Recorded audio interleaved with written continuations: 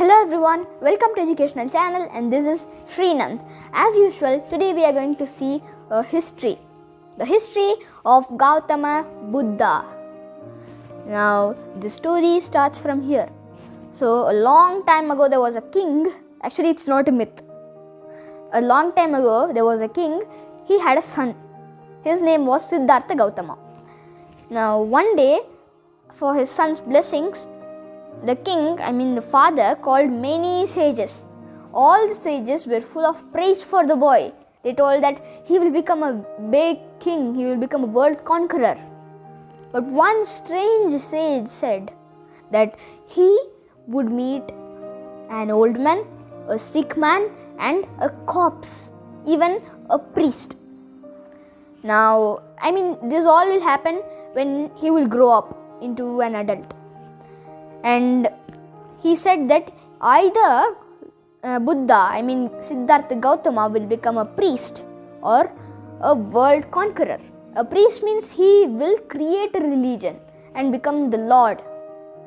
Now his father wanted Gautama to be a conqueror of the world. So he pushed away that sage idea. Okay, and his father wanted to hide Siddhartha from the outside world and to hide the outside world from Siddhartha. Or else he may meet those four things, right? The priest, the old man, sick man, and the corpse. So Gautama Buddha was trained at home with all practices, and all the teachers came to the palace and taught. He did not go to any other place like ashramas.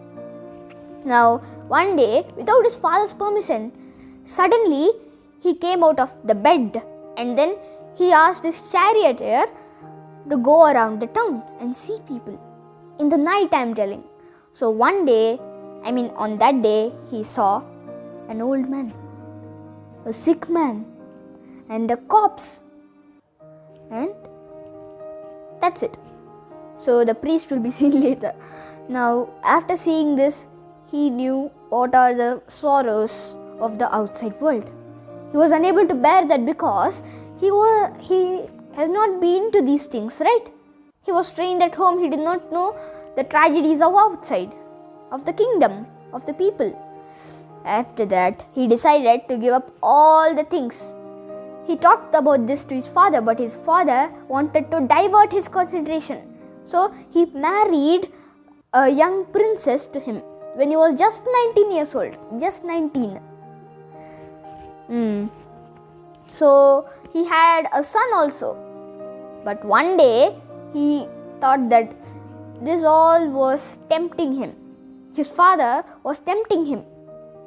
But anyway, he gave up everything. He gave up everything, including his wealth, his even throne, everything. All his luxury. After that, he wore the clothes of a priest and then went away from his palace on a night and another night. Now, after that, he traveled with his horse for many days, several days, which means almost 1 month. After that, he met a priest. So, whatever the strange sage told, everything happened, which means he might become a world conqueror or a holy conqueror. After that, now he knows all the sorrows of the world and he gave up everything. One day, the god of temptation, Naka, so he came and told that, do you want your family or do you want to know the sorrows of the people? Do you want to know the meaning of life? So, and even Naka told that he could become the king, the Chakravartin, if he stayed in the palace for just 1 week. He could live with his family and his son will become another emperor, right? So, he came on tempting Siddhartha.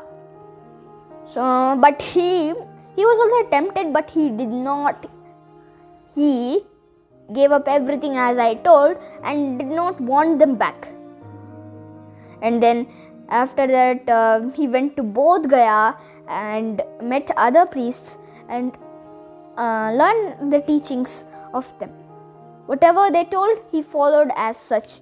And after they died, he took up their place. And people called him Buddha. Actually, Buddha had an idea because the upper caste could only understand Sanskrit.